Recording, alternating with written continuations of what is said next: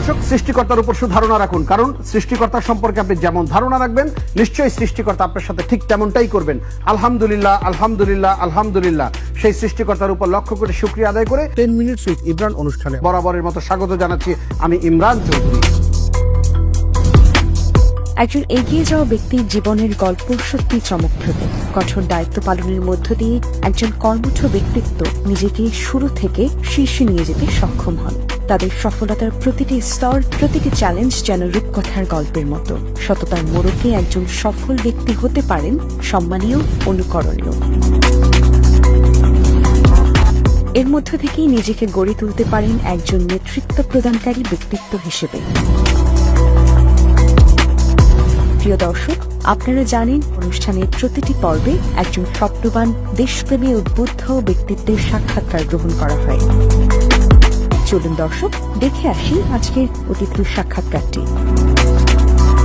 প্রিয় দর্শক, আজ আপনাদের আমরা এমন একজন ব্যক্তির কাছে নিয়ে এসেছি যিনি ওয়ার্ড পর্যায়ের রাজনীতি থেকে শুরু করে থানা পর্যায় থেকে আজকে ঢাকা মহানগর উত্তর যুব দলের অন্যতম সদস্য সচিব হিসেবে দায়িত্ব পালন করছেন। প্রিয় দর্শক, এই মানুষটিকে 5ই আগস্টের ভূমিকায় আমরা যেভাবে দেখেছি, সত্যি লোমহর্ষক একটি দৃশ্যের তিনি অবতারণা করেছিলেন। সেই মানুষটিকে আমরা খুঁজে বের করেছি। আসুন আমরা পরিচয় হই সাজ্জাদুল মিরাজের সাথে। ধন্যবাদ 10 মিনিটস উইথ ইমরান। আমাদের যে রাজনৈতিক জীবনে জেল জুলুম, যারা নিপীড়ন নির্যাতন সহ্য করেছে, এই নিপীড়ন নির্যাতন যারা সহ্য করেছে তাদের বিষয়ে আপনার এই চ্যানেলের মাধ্যমে যে সম্প্রচার করেছেন, এই জন্য আপনাকে আন্তরিক ধন্যবাদ, শুভেচ্ছা এবং অভিনন্দন। সাজ্জাদুল মিরাজ সাহেব, আপনাকে ধন্যবাদ। শত ব্যস্ততার মাঝেও আপনি আমাদেরকে সময় দিয়েছেন। আপনি এমন একজনের নেতা যিনি ছাত্র জীবন থেকে বেড়ে উঠে আজকে রাজনীতির এই পর্যায়ে পৌঁছেছেন। ঠিক তার আগে আমি আপনার কাছ থেকে জানতে চাচ্ছি, আপনি নয়, শুধু আপনার পুরো পরিবারেরই এই সমাজ গঠনে কি অবদান রয়েছে, সেই বিষয় সম্পর্কে যদি আমাদেরকে একটু বলেন। ধন্যবাদ ইমরান সাহেব। আমি এই রাজনীতি আসার আগে আমি ছোটকাল থেকে দেখেছি আমার ফুপা বাংলাদেশ সৃষ্টি হওয়ার আগে পূর্ব পাকিস্তান ও পশ্চিম পাকিস্তানের রাষ্ট্রপতি ছিলেন, ডেপুটি স্পিকারও ছিলেন, অস্থায়ী রাষ্ট্রপতি ছিলেন। আমার বড় ভাই মোশাররফ হোসেন মশু বৃহত্তর মিরপুরের বিএনপির প্রতিষ্ঠাতা সেক্রেটারি ছিলেন। উনি শহীদ রাষ্ট্রপতি জিয়াউর রহমান যখন জাগো দল তৈরি করেছিলেন, তখন থেকে জাগো দলের সাথেই কিন্তু তার রাজনীতির পথ চলা। এবং আমাদের আব্বাস ভাইয়ের সাথে একসাথে রাজনীতি করেছেন, এবং মীর শওকত আলী ওনাদের সাথে রাজনীতি করেছেন। এই দলের যে প্রবীণ রাজনীতিবিদ, ওনাদের সাথে পথ চলাচ্ছেন ওনার রাজনৈতিক জীবন। এবং আমার ভাবি সেন্ট্রাল মহিলা দলের শ্রম বিষয়ক সম্পাদক, আমার আর ভাই রাজনীতি করতে গিয়ে মারা গিয়েছেন। আমাদের পুরো ফ্যামিলিটাই রাজনীতির সাথে সম্পৃক্ততা আছে। আমি পরবর্তীতে আপনার কাছ থেকে জানতে চাচ্ছি, ছাত্র জীবনের রাজনীতিটাতে কিভাবে সম্পৃক্ত হয়েছিলেন এবং ছাত্র জীবনে কোন কোন পদে দায়িত্ব পালন করেছিলেন? আমি ছোটকালে যখন স্কুলে পড়তাম, একেবারে ছোটকাল থেকে দেখেছি যে বড় ভাই রাজনীতির যে স্টাইল, ওনার পথ চলা, বাসার সামনে অল টাইম নেতাকর্মী থাকতো। যখন 10-এ পড়ি, যখন নেক্সট ইয়ারে আমি কলেজে উঠবো, আমি ওই সময় মিরপুর কলেজে ভর্তি হবো, ওই চিন্তাধারা নিয়েই আমি মিরপুর কলেজের থেকে ছাত্রলীগ প্রতিহত করি যে নেক্সট ইয়ারে আমি মিরপুর কলেজে ভর্তি হবো, এখানে ছাত্রলীগ থাকা যাবে না। আমার ওইখান থেকে পথ চলা। আমি যখন কলেজে উঠেছিলাম তখন আমি 8 নং ওয়ার্ডের সাংগঠনিক সম্পাদক ছিলাম ছাত্রদলের। বিএনপি যখন সরকার গঠন ছিল, তখন আওয়ামী লীগ অসহযোগ আন্দোলনে ডাক দিয়েছিল। ওই অসহযোগ আন্দোলনে এখন যে আপনি ছবিগুলি দেখছেন আন্দোলন সংগ্রামে, তখনও আমি ছোট ছিলাম, ফার্স্ট ইয়ারে পড়তাম। ওই সময়ও আমি ফ্রন্ট লাইনে থেকে আওয়ামী লীগের বিপক্ষে যুদ্ধ ঘোষণা করেছিলাম। সাজ্জাদুল মিরাজ সাহেব, আপনাকে ধন্যবাদ। আমরা আপনার কর্মজীবন সম্পর্কে জানতে চাচ্ছি। আমি একসময় রাজনীতির প্রেক্ষাপটে বিএনপির ফ্রন্ট লাইনে থেকে আওয়ামী লীগের ব্যাপারে যুদ্ধ করেছিলাম। তো ওই সময় গ্রুপিংয়ের কারণে বিএনপির সুসময় আমি দেশে আসতে পারি নাই। আমি আসছি 11-এ, আমার মাটা মারা গেছে।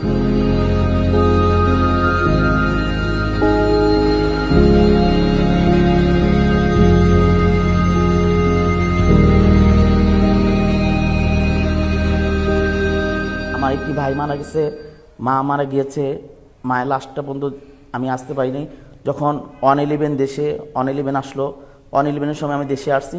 আসার 3 মাসের পর আমাকে সেনাবাহিনী অ্যারেস্ট করলো বিএনপি করি বলে। 3 মাস ভিতরে থেকে আমি তখন ঢাকা শহরে রাস্তাঘাট ঠিক মতো চিনতাম না।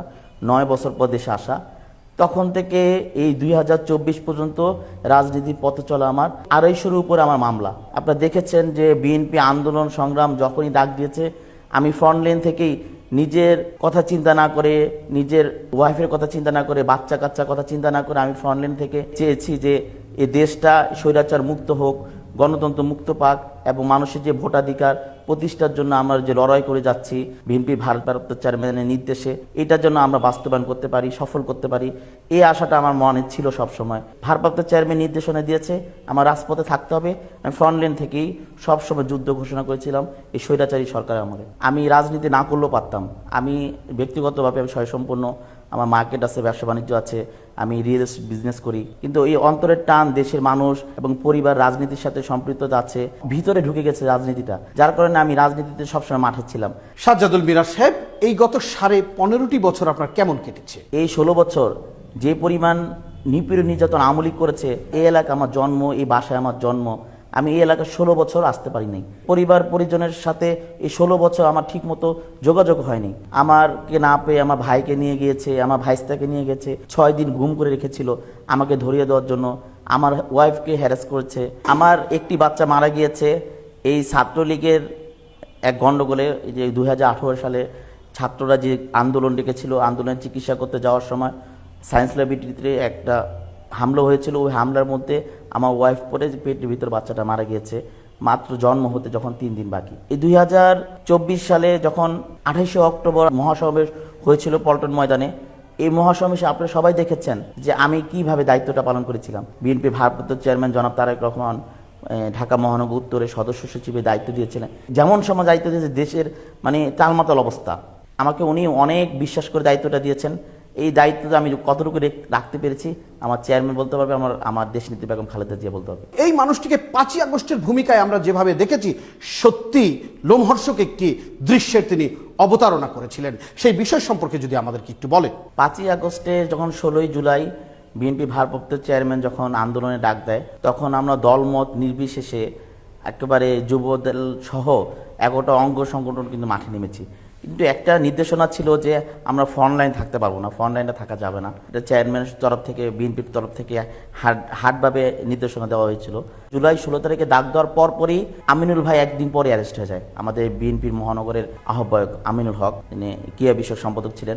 উনি বিএনপিটা এত সুন্দর করে গুছিয়েছিলেন, তো উনি অ্যারেস্ট হওয়ার পর আমি চিন্তা করেছি দায়িত্বটা তো ঢাকা মহানগর উত্তরের পুরোপুরি দায়িত্বটা আমার উপরে। এনি হাও এই আন্দোলনটা সফল করতেই হবে। এই আন্দোলন সফল করার ক্ষেত্রে অনেক বাধার সম্মুখীন হয়েছিলাম, যেহেতু দলের থেকে নির্দেশনা ছিল ফ্রন্টলাইনে থাকা যাবে না, আর আমি ফ্রন্টলাইনে না থাকলে আন্দোলন হয় না।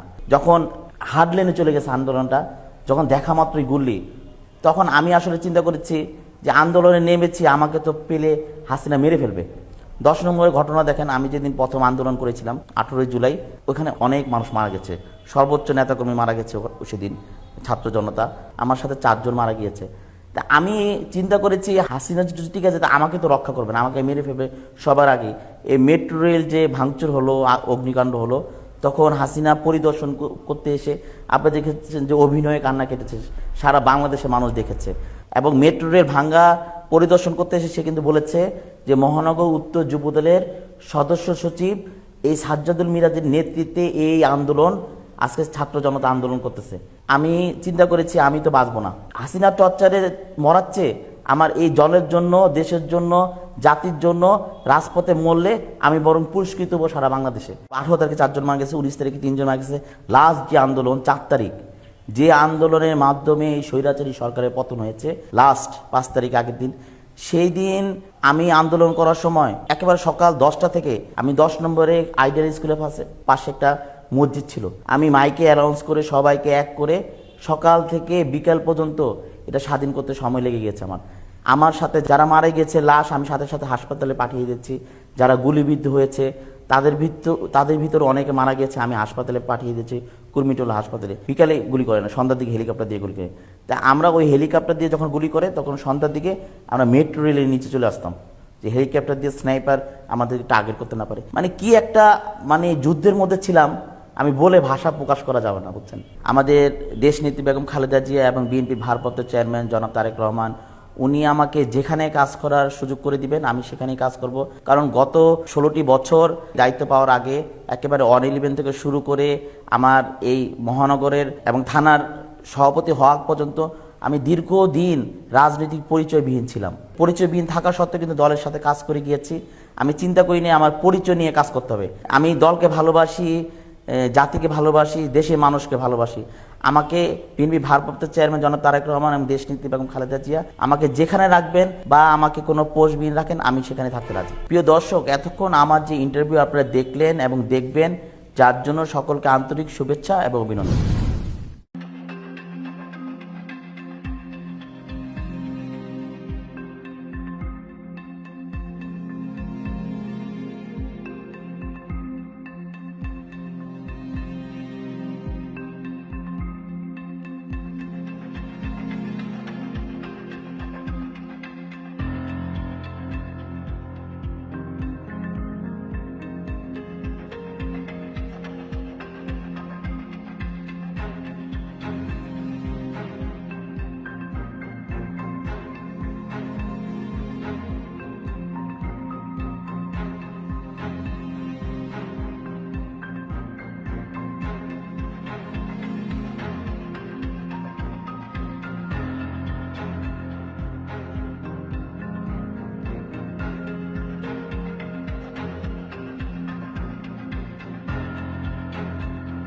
এবারের মতো বিদায় নিচ্ছি আমি ইমরান চৌধুরী।